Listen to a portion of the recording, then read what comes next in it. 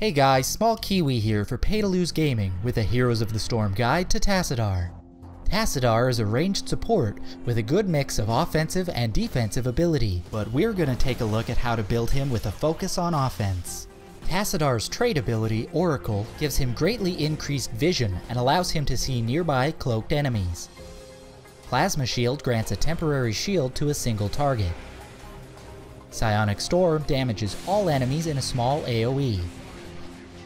Dimensional Rift grants temporary self-invisibility and invulnerability, and his ultimate for this build, Archon, gives Tassadar a shield and buffs his basic attacks with bonus damage and splash damage. While he is listed as a support, when built this way, Tassadar plays more like a spell-based assassin. He has no heal and is very squishy, so it's important to be careful when ganking and always be ready to use Dimensional Rift to get away.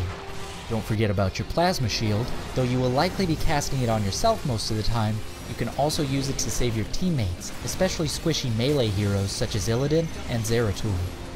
Psionic Storm is at the core of this build, and mastering it is paramount to playing Tassadar effectively.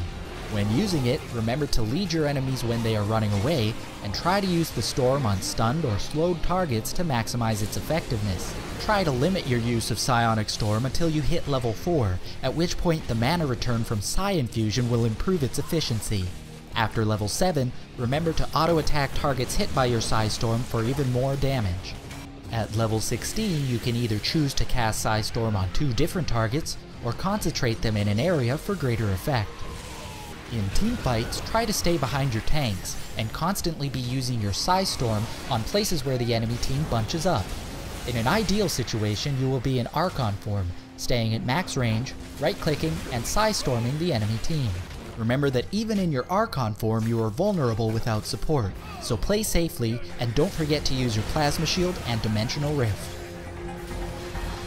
Talent selection for this build should include Overload to let you take out creep waves with one Psionic Storm, Psi Infusion to make your mana last longer, Static Charge to buff your attacks when used with Psi-storm, Archon to turn you into a right-click monster, Distortion Beam to let you chase down fleeing heroes, Second Strike to give your Psi-storm twice the utility, and Twilight Archon to give you more range to keep you safe, and for the extra shields and damage.